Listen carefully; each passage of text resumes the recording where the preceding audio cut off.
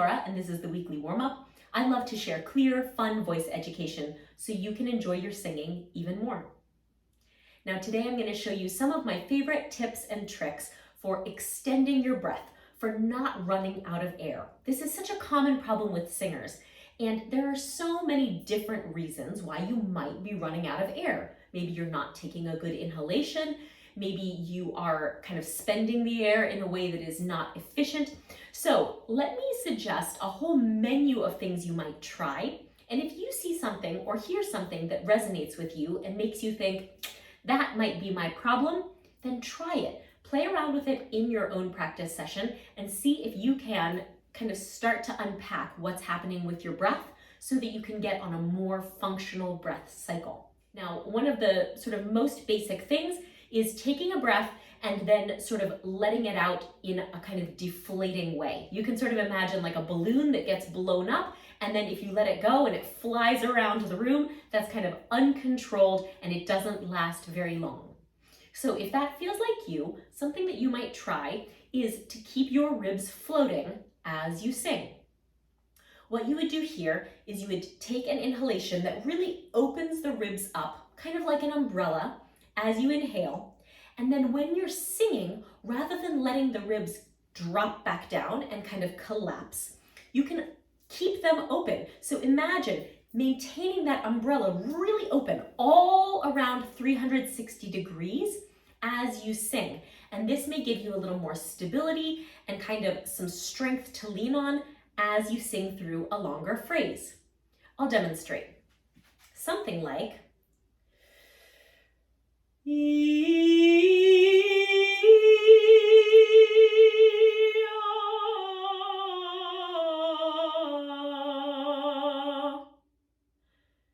so I was showing you with my hands that I was really feeling those ribs continuing to kind of move and open up and to the sides as I sang and sustained that phrase. The second thing I'd love for you to try in extending your breath and getting through longer phrases is to look carefully at your posture. You may find that either you're standing in such a way or sitting in such a way that you're not allowing yourself to get a complete inhalation. A common situation that I see is singers who stand in a way that's sort of sway-backed. So if I'm standing like this, when I take my breath in, I'm going to be quite limited in my ability to sort of drop down here and really release the muscles of the abdomen, because since I'm so sway-backed, the bottom of my ribs and my pubic bones are so far apart that my abdominal muscles are already really stretched and they cannot release in that position to allow the viscera to drop and the diaphragm to really be free in its downward movement. So if that's happening and you feel like you can't really get a satisfying sensation of drop on your inhalation, then just try leveling the hips by tucking the tailbone a little bit so that you can feel if you had maybe like a shallow dish of water in your pelvis, that it wasn't pouring out to the front or, much less common, pouring out to the back. So if you can kind of balance the hips here, you can see if you can maybe find just a little bit more release and drop on your inhalation.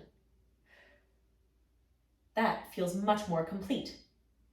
Another thing that might be happening with your posture is that perhaps as you sing, maybe you're getting a good inhalation, but as you sing, instead of tucking from below and sending that lifted breath up and out, maybe you're taking your breath in and then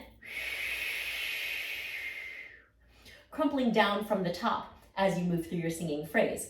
You can see this doesn't look very attractive, and it's not really giving me a very efficient use of my breath either. So something you can do if this is your problem is, number one, check the position of the hips and the tailbone. Make sure that you're sort of rotated in the most functional way for your inhalation. And then on your singing phrase, stay open through the collarbones, keep moving the shoulders out toward the opposite walls, and really stay open in the top of the chest as you sing. This will encourage the work of the support mechanism down here in the lower abdomen to really activate and lift the viscera up to support that upward movement of the diaphragm. So if you haven't tried it before, just do a posture check to see how your posture may be affecting your breath. you may find that keeping your shoulders open will in fact allow you to put the work back down in these support muscles and make your breath last a little bit longer. The third idea I have for you to try to extend your breath more is a little bit counterintuitive. I'm going to encourage you to use more breath as you sing. And you might think, my problem is that I'm running out in the first place. But if you are constantly worried that you're going to run out and you start to sing on a very small, restricted breath cycle, you're going to only encourage small inhalations. You'll conserve the breath as it moves out, and then you'll be a little bit kind of blocked up with stale air, and then you'll take a little breath, and the cycle stays very small.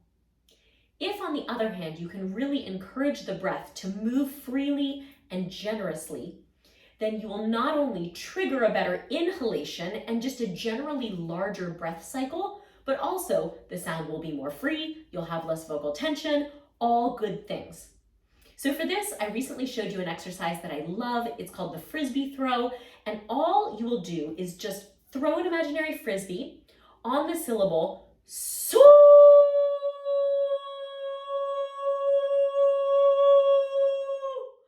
And as it flies in your imagination, really imagine that you're maintaining it spinning the whole time until you're all the way out of air, rather than letting it drop to the ground, as in so.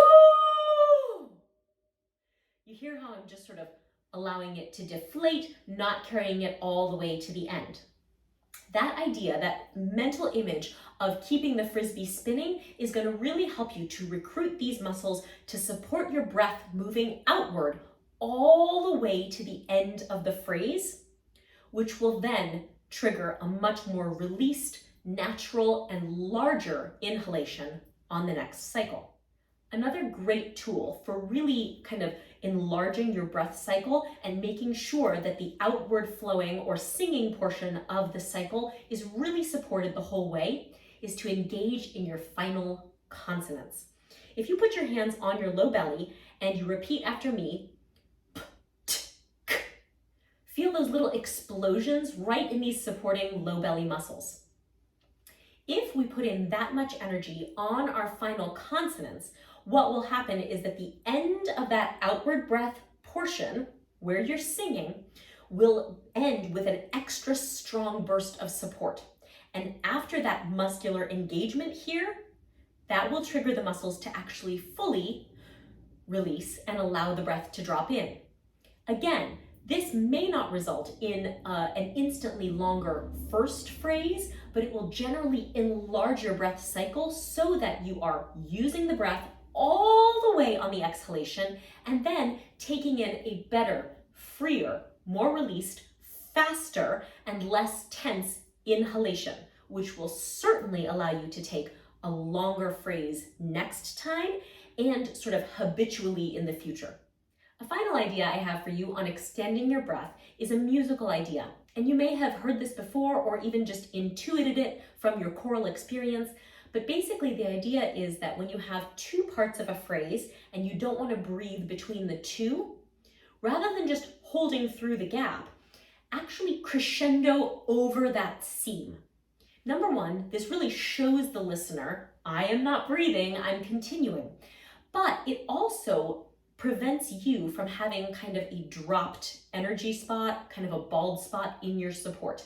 And as you're sensing through all these other tips, the idea of sort of continuous support that really kind of supports you all the way to the end of the sung phrase is the number one way to actually lengthen your ability to make long phrases. So if you have a phrase that kind of has a natural break point in the middle, but you're not going to breathe there, crescendo over the gap.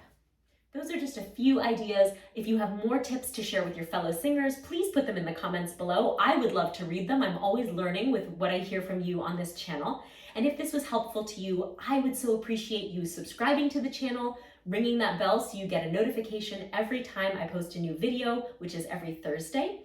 And I would also love a thumbs up on this video, which tells YouTube that this was useful for you and might be useful to other singers just like you. In the meanwhile, thank you for practicing, and I'll see you next week.